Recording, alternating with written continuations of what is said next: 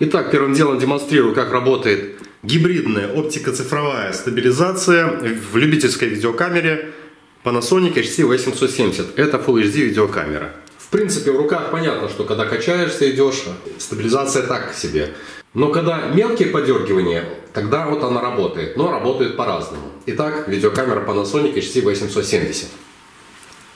Просто приподнимаю и ударяю. Здесь на штативе резиновая пятка, и она как бы так, вибрация есть небольшая.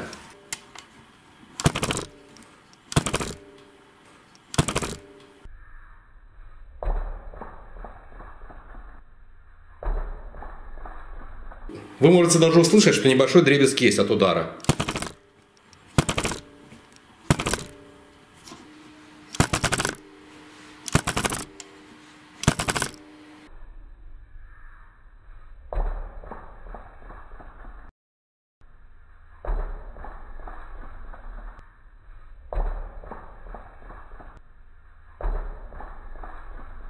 Ну и для примера, конечно же, покажу, как работает система стабилизации в экшн-камере Sony FDR X3000. Здесь система стабилизации называется Balance Optical Steady Shot.